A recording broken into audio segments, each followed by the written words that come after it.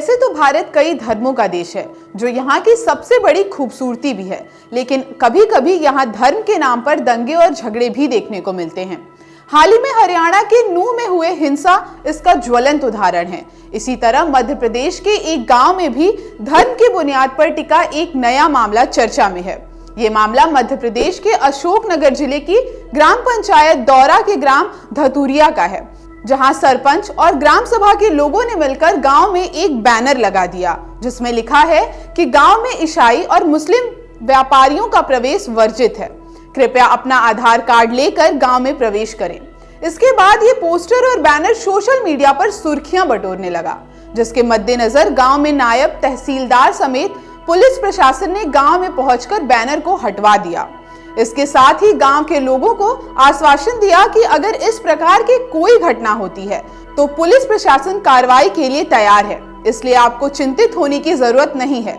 हालांकि सरपंच अभी भी अपने इस तथाकथित जागरूकता अभियान को जारी रखने की बात कर रहे हैं। अब चूंकि लोकल अथॉरिटीज संविधान के अनुच्छेद 12 के तहत स्टेट की परिभाषा में आती है, इसलिए इस मुद्दे को अगर आप गंभीरता और जागरूकता से सोचें तो आपको आभास होगा कि ये मुद्दा न केवल संविधान में लिखे गए कई फंडामेंटल राइट्स और बेसिक स्ट्रक्चर डॉक्ट्रिन के अगेंस्ट है, बल्कि इसके साथ ही लोकल गवर्नेंस अथॉरिटी की शक्तियां अल्ट्रा वायर्स यानी बियॉन्ड द पावर यूज को भी डिनोट करता है।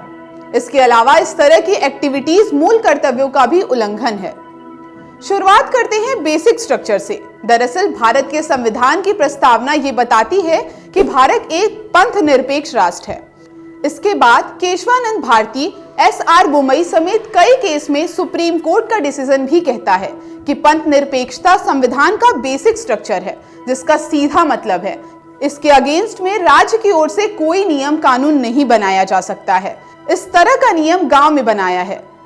जिसमें किसी धर्म विशेष से जुड़े लोगों को गांव में आने से बैन कर दिया है, जिसके चलते ये कानून न केवल बेसिक स्ट्रक्चर को वायलेट कर रहा है, बल्कि आर्टिकल 14 के तहत रूल ऑफ लॉ का वायलेशन है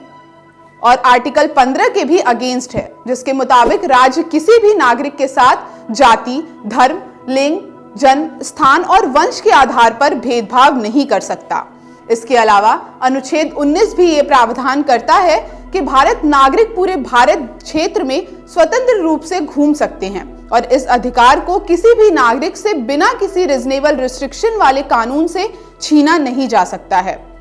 जबकि MP का ये मामला इस अधिकार के विरोध में भी प्रावधान कर रहा है और देश के ही गांव में देश के ही लोगों का आना जाना प्रतिबंधित कर रहा है। इसके अलावा संविधान के भाग 4A के तहत अनुच्छेद 51A में मूल कर्तव्य भी ये कहता है कि नागरिकों को भारत के सभी लोगों में समरसता और समान भ्रातृत्व की ऐसी भावना का निर्माण करना चाहिए जो धर्म, भाषा व प्रदेश या वर्ग आधारित सभी प्रकार के भेदभाव से परे हों। इन सब के अलावा सबसे बड़ा सवाल कि पंचायत को यह अधिकार किसने दिया है कि वो इस तरह की कानून बनाए, जबकि संविधान की 11वीं अनुसूची में जो कुल 29 विषय लिखे गए हैं, उसमें से कोई भी एक तरह के नियम या कानून बनाने की शक्ति नहीं देता। हालांकि अभी कई सारे ऐसे दृष्टिकोण हो सकते हैं जो हमारी नजरों से छूट रहे हों। इसलिए भारत की विविधता, धर्मनिरपेक्षता, संविधान और लोक व्यवस्था के मद्देनजर आप इस मुद्दे पर क्या सोचते हैं, हमें कमेंट सेक्शन में जरूर बताएं।